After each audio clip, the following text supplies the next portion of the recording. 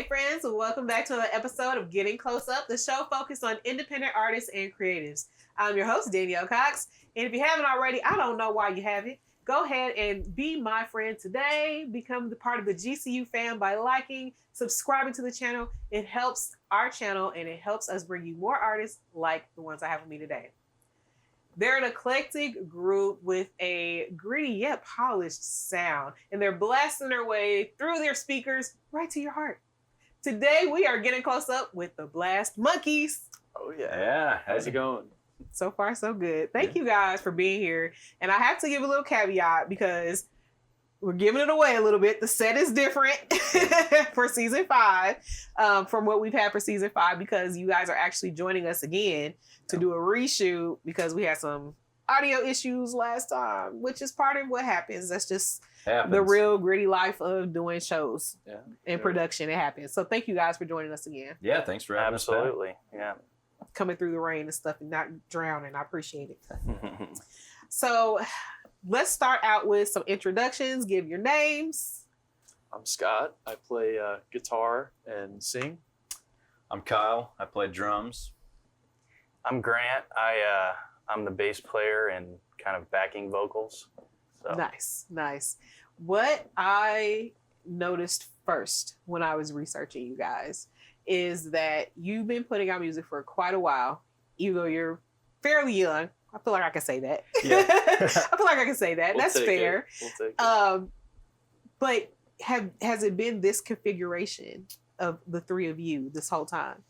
No, it's been us throughout the whole thing, and Yeah. kind of took us a little bit to get a solid bass player on the lineup, but he's been with us for a while now. And I hear a lot about those bass players. They can be a little Yeah, squirrely. bass players, they'll get you. They come in many It's true. shapes and forms, Yeah, when we started, we were just in high school, so it was always like whatever friends could pick up an instrument and get their way through it, we'd just say like, let's jam. And it kind of was always changing until we kind of fell into a fit that worked for us. So Yeah, and I actually used to jam with him in high school. That's kind of when he was like, oh man, I want a band. And then I kind of was stuck in sports, so I kind of ended up moving schools. So he kept jamming and kind of found his group. But we had audio issues, and then he came back, and it was way better. So But still, for the most part, it's been the three of you for the long haul of it so far, which I feel like is pretty rare because considering the fact that a lot of bands change members a lot more frequently than you guys have been together even in this configuration.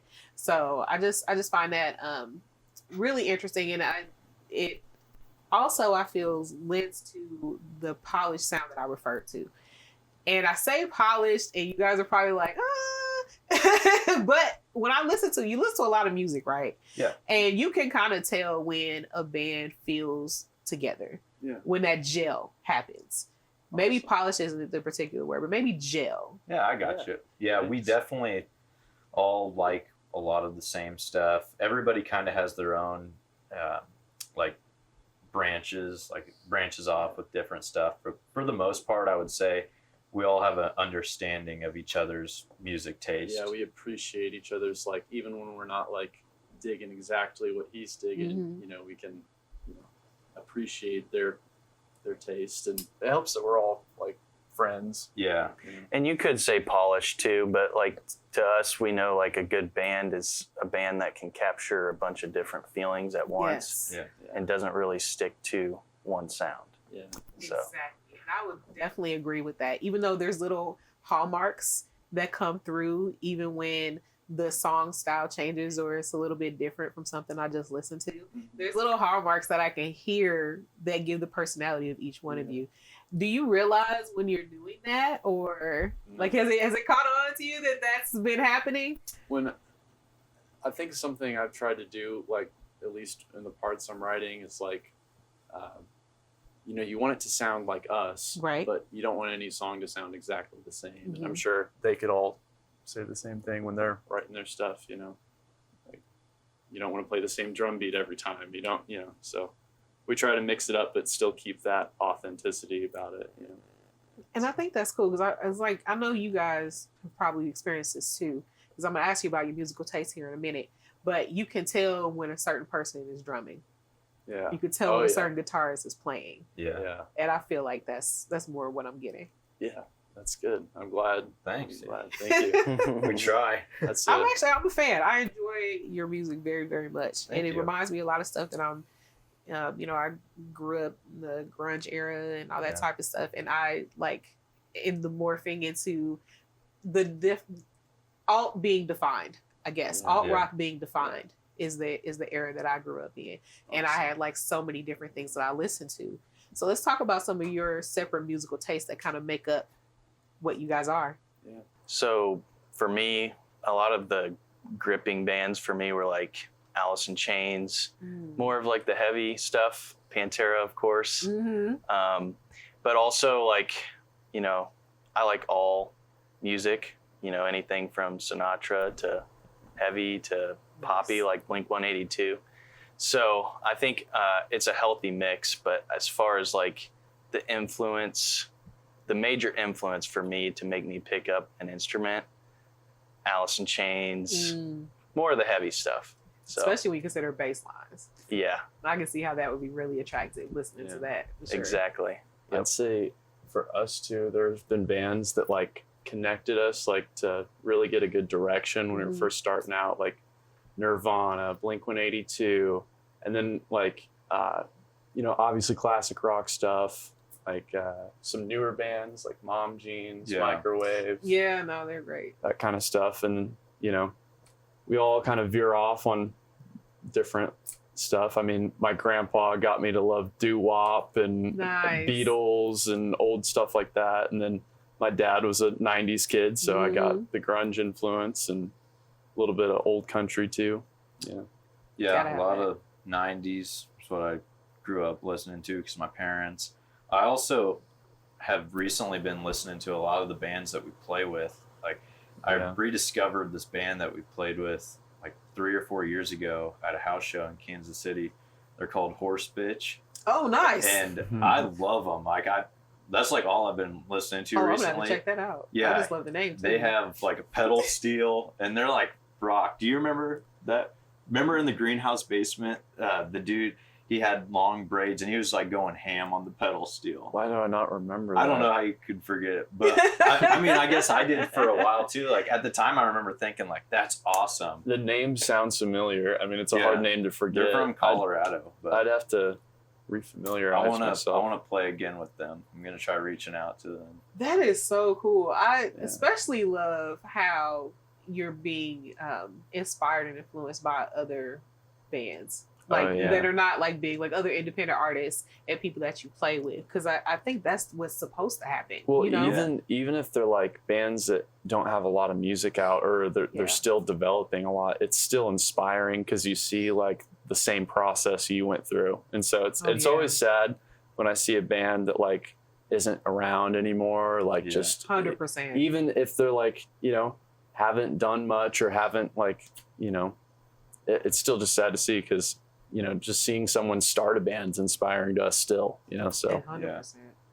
We're always looking for more local bands to play with because I don't know if it's the age we're at where we're just like disconnected, like we're the old farts now, but it's like, I feel like. Welcome to old. Yeah. It's just like, where'd everybody else go? Yeah. But now this band, Horse Bitch, I feel like they're just like one step ahead of us because I think they're just on that journey, but they started maybe a little bit before us. So it's cool to like see them and I see us like kind of going down that path. So it's almost like the older brother in a sense, being like, I just check in and see what they're doing. And I'm like, damn, that's awesome. They're here doing this. And it's just cool. So. It is. It's super cool. And I love how that experience of playing with other bands is like feeding into your own creativity and your own musical taste.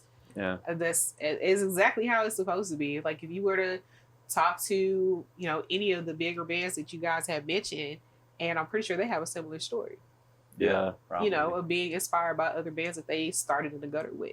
And it's like it can be a very broad inspiration too. It can go from like, oh, I love their style, like their musical like style, or I love like the way they go about performing, like their stage presence, or just the interaction with the crowd. It's like such a unique art form. Like there's so many things you can take from one group or one artist. You know? Because you guys do a lot of live performing. Yeah. So you get a chance to see a lot. Do you find yourself more sticking to the same places or branching out? Recently, we've been sticking to the same places just because we haven't been traveling as much, and seems like they got a little tighter on house shows. Like there's not as many going on, so A lot of them are getting shut down. yeah, there's really what do you think is behind that? I don't know if I people are think just cracking safety. down or Cops. Yeah. Oh wow. Yeah, just noise complaints. Yeah. Okay, I get what you're Bitchy saying. neighbors. Maybe people aren't as into it as much as they used to be. You know, there's just weird like phases. and maybe There we're just are. old too, and we just don't know that they're happening anymore. That could Yeah. be a thing. But too. the house shows were really fun. they were really I fun. mean, We just haven't played one. anytime there's like a house show, house party, that type of thing, it definitely it feeds that environment. Yeah. Especially in a college town. It's just, to me, because you guys are in Lawrence a lot. Yeah. Oh, yeah. Mhm. Yeah. it's a great setting, and I do miss it a lot. Yeah. So. And it sucks that that's happening that way. I just remember like was the house shows more attractive because the other venues, like established like proper venues, where it was difficult to get in, or was there a reason for It that? depends on the house show, because some were ran really well where they like kind of kept things under control, because they can go really bad too. That's like the that's the yin and the yang to it. Like, you know, if you just get a bunch of young kids like doing stupid things like underage drinking or like, you know, and most of the houses are like being rented out, so it's like, oh yeah, it's just a lot of liability, and you know, so I can see why they go bad. But there are house venues that do it right and make sure everyone's safe, and like, you know, no fireworks going off in a dry basement or something like that. Yeah. You know, it's.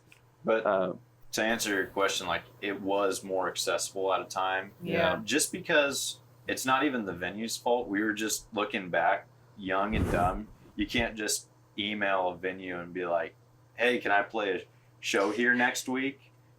Because that's just not how planning works. But at house shows, it kind of is. You can just, you know, text your friend on Instagram and be like, "I'm in a band. Do you have a spot next weekend?" And It's a lot different of the culture. times, yeah, they're just like, "Yeah, sure, let's Yeah. do something." So It's a good like stepping stone too, because like before, it's really intimidating when you haven't played a lot of shows to.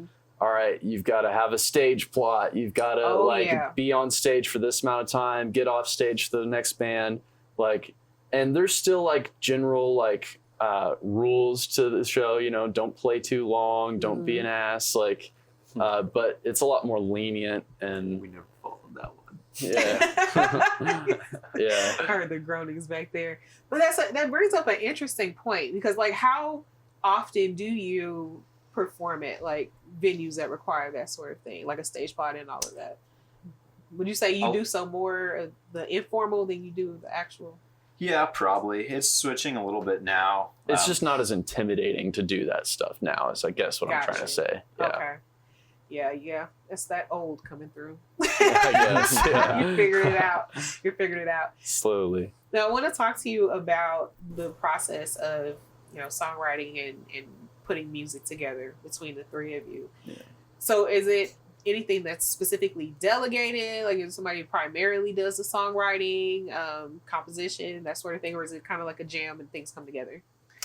Yeah. Depends on the song, but I would say for the most part, Scott's got the upper hand on all It's got the pen. I always do the guitar and vocals, you know, lyrics and things like that. But we'll have plenty of jam sessions where Kyle will be throwing a groove or Grant will be throwing down a bass line. We're like, hey, let's like kind of configure the song around that, you know, and that always helps spice it up, because, you know, something as simple as that can change the whole feel of a song. So, yeah. You can. And so have you ever had an issue where maybe they weren't like feeling the lyrics or the direction that you wanted to go? Oh, you yeah. have. Yeah. Let's talk about that, because Yeah. I mean that's kind of the meat and potatoes of trying to figure out this collaboration. That's, you know, I think most bands would probably say the same thing. You know, you're three people that have a goal, but it's not always clear to everyone the best way to get there, you know? So it's like, hey, I'm really inspired by this, and he might be just not feeling it. And it's not like what I'm feeling is bad or what he's feeling is bad. It's just we tried to set places. up a rule like long time ago where we were like, let's just be brutally honest with each other. It's way easier. And like, I'm probably one of the biggest music critics out of all of us. Like, it seems like I'm the one who's always throwing out things, like, not afraid to say if I think something's not right. And if they both come back and are like, no, we like it, then yeah. And sometimes honestly, it's like that. The biggest help is just not being in a hurry. Like having a goal and having like direction, but not like being so like ready Rushed. to get there that you make bad decisions. Like he might have a concern with the song. We might just say, okay, we'll just put that off to the side and what's working right now, let's work on that. And then come back to that. And sometimes we come back to it and we're like, oh, I didn't see it that way, or we can do this and make it better. It's just it stops you from championing a bad decision too. Yeah. Trying to force it through. Yeah. Like nobody wants to be the jerk that's like pushing a bad idea and then you get to that point, it's like, oh, you know what, actually you were probably right. Yeah. Well, and it's definitely like, you know, I don't know. It's definitely an ego thing too. Everyone wants, you know, to think creatives. Yeah. It's gonna happen. It's just, even though it is something like, I will never understand the connection that he has to something that he writes because it's something that he wrote. Yeah. But at an outside perspective, I can go like, maybe this isn't the best idea, and you're like kind of tied to it, but that's why we try to like. And stay. Even the relationship you have with the song you write or you're a part of, like it changes over time. Like there's been songs that I like instantly was like, oh, this is awesome, like, and felt great about it. And the way I see it and changes over time, you know. And like there's been songs that I'm like, yeah, I like this, and then I come to appreciate it even more later. Or there's songs that I look back on, I'm like, yeah, that sucked. Like, I don't know what I was thinking, you know? And so there's, you know. It's just part of it. Yeah. Sometimes you just have to be like, yeah, no, we're going to do this. You're just making music, throwing it at the wall and seeing what sticks, you know? And I like the point that you brought up, because when you're writing it from your perspective. You know, it's something that you might feel attached to, but you're having to listen to it almost from a consumer standpoint. Yeah. Even though you're helping to make the song. Yeah. Right. That's what I always think about. Yeah. It's like there may be a connection that you have, and it's also hard because if I'm feeling one, totally no one's Way, unbiased. It's kind of hard because maybe I'm, you know, in a great mood this week and he's in having the worst week of his life. Yeah. It's kind of hard for me to be behind that. So every once in a while, I'd say our wires get crossed in that, and it's just like we're feeling different things. But for the most part, I think we have a pretty solid direction of like what we want to. Luckily, with being in a band, there's so many things to work on besides songwriting. So when it's like, and there's a lot of things you can shift to. Yeah, it's to like kind of deflate the whole. Yeah, hey, we need to do social media. Yeah, we need to do whatever, and it's like, okay, great. The songwriting's it's not working out right now. Like we'll come back to it, focus on this, and then we come back with a fresh, you know, set of eyes, and it works out. So, and it's the best rule too, the brutal honesty, because for sure, it keeps everyone on the same page. And I don't know, you know, it's like from a relationship standpoint, everyone knows what everyone's thinking. And you're not doing it to tear anybody down. Like this is to be the best possible version of ourselves. So that honesty is really coming from that. But being human, you have to remind yourself that, you know, we're a team. And we all get irritated with each other. And you just learn to like brush stuff off your shoulder. And like, he has the best intentions for me. I have the best for him. At the end of the day, we all come together and go, oh, you know. Like, and I think we do a good enough job. We've learned over the years, just get it all out immediately. Even if it sounds harsh, but don't sit on it. It's way easier that way because we don't just brew, and we don't really ever have these problems where something gets so far down the line and then it's like, well, where did this come from? Like, you never said anything about this or that. And so I think that really helps too, that we kind of are all brutally honest and just say whatever's on our mind.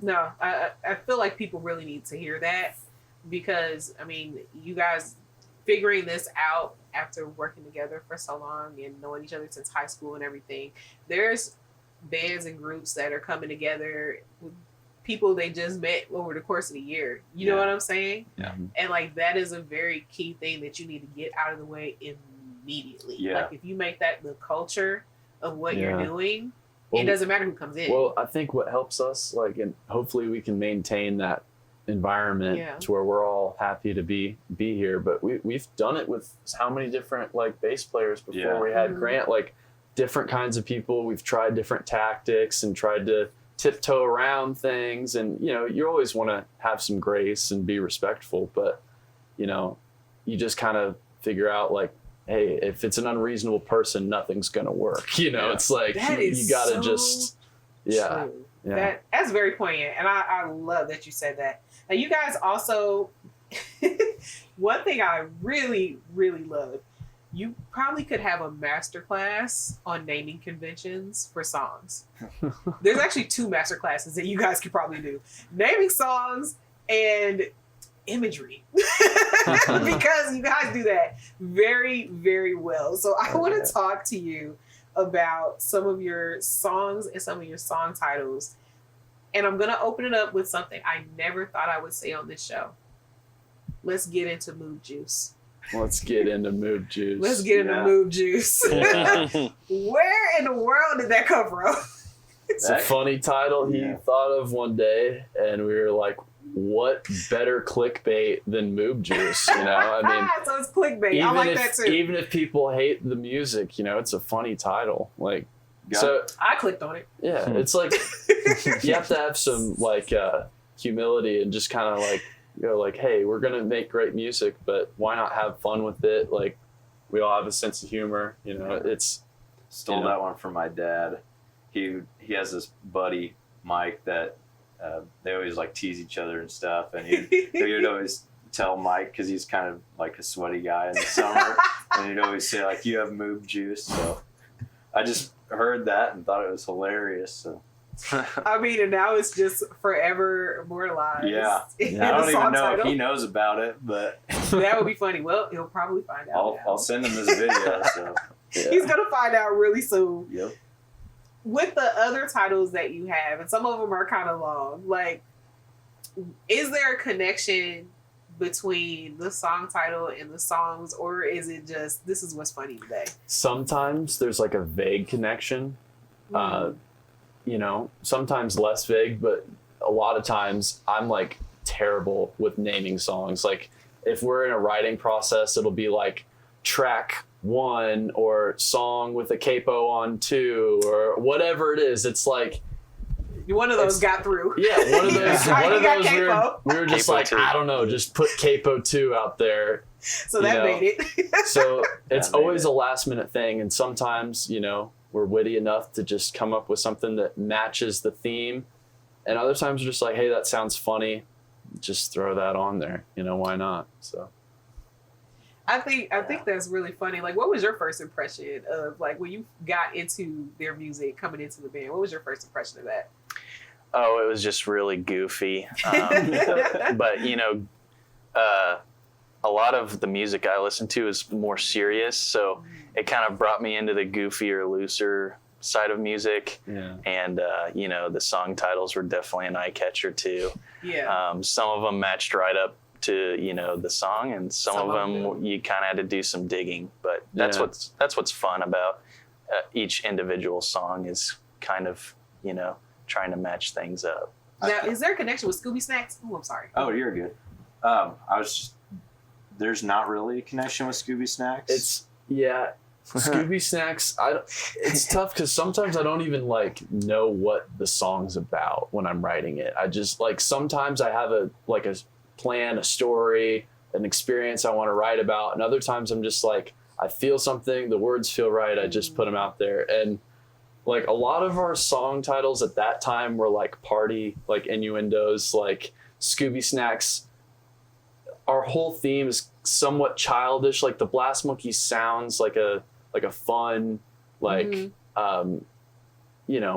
Youth. Yeah, youthful name. And so a lot of our names like kind of try to play with that. And so like Scooby Snacks is like obviously Scooby Doo, but also like if you're partying and you smoke weed, like you get the weed that goes to the back of your throat. They call that Scooby Snacks. Like okay. Just a Some, lot like, of some party slang too, Party but slang also in there. Okay. in the same name of child. Because I was gonna start going on a scavenger hunt and listen to the songs again and see like what the connections were. Because I'm like, but that was one where I was like, is there a deep cut here, or is it just Scooby Snacks? Our song titles kind of encase like where we were at that time, because a lot of it's inside jokes or what we thought was funny at the time. So we have like Bjorn's Gazebo on our last album. There's this video game called Peggle. And it's like where you shoot all the pegs, and there's a level called Bjorn's Gazebo, and it's all we would ever play for like a month straight. So we used to play our buddy Dylan, and he actually holds the record on that map. Hold the record on that map. And Dylan that's what's up. And that was like the only map we played. But it always plays like a circusy like background noise. So we're like, hey, let's make our own circus style like rock song, and just did that. Yeah, it's really just like whatever jokes we're thinking are funny. We always get stuck on a word, or at least I do. Like I'll hear someone say something and then I'll just wear it out. Like I will just repeat it until it's completely worn into the ground, and then we just end up using sometimes indoctrination. Sometimes they stick to a title. Sometimes we just wait for him to stop saying it. Stop saying it. That is freaking hilarious. But despite the goofy titles and the funny, like they're goofy and it's also witty in there too. But the songs, they're a lot dealing with love and heartbreak and, just missing it. So talk to me a little bit about, the juxtaposition of that, because you even take a humorous take on some of those themes as well. Yeah. I think, even in my own experience, like you could be in a sad situation or a happy situation, whatever it is, and just kind of, life is not without a sense of irony. You can kind of just look at it from a perspective and go, wow, this kind of sucks going through, but in a way it's kind of funny. Like, like the way it happened couldn't have been funnier, So yeah, I think that's awesome. So let's go ahead and just talk about this next project and the things that you guys are doing, because I'm really excited for that. So we're re-recording an album we put out in 2022. Called Summer Camp. We're redoing that one, and then we're throwing in a couple new songs with it. Like, I guess we're releasing them before we do that. So we've got 11 songs on the way. That is so cool. I'm looking forward to it because, again, I am a fan. Heck yeah. Thanks. I was listening to your music again today while I was getting ready, but like, I really enjoy your sound. I like hearing your progression. And I'm so excited to hear the new layers that come through since you guys are learning more things and painting with more colors. So why don't you let everybody know where they can keep up with you guys, where they can get to your music, because I know it's everywhere, but I want to hear from you. Go ahead, let them know. Go for it, Kyle. All right, you can check out our website, www.theblastmonkeys.com. You can follow us on any socials under The Blast Monkeys, YouTube, Instagram, Facebook, whatever you like. Spotify is the big thing. People like monthly listeners, so check us out. That's awesome. And there is one more thing that we need you to do. This is something that's going to be implemented in season 6, but we're starting out with you guys since you're the last episode of the season. We're going to have you make your mark on our wall of fame. You guys are all about the same height, aren't you? Yeah. Many thanks again to my guests, the Blast Monkeys, for showing up today and dropping so many gems. You had to get something from that. I know you did. If you had as much fun as we did, make sure that you like, you comment, and you subscribe so we can keep bringing it to you. New episodes of Getting Close Up are bi-weekly on Fridays. Also, make sure to check out me and Dee as we give you the tea on what's hot and what's not with GCU Review. You don't want to miss it. Thank you guys for watching. You're the best part of all of this. And I'll see you again soon for another Close Up. I'll be checking for you. Bye.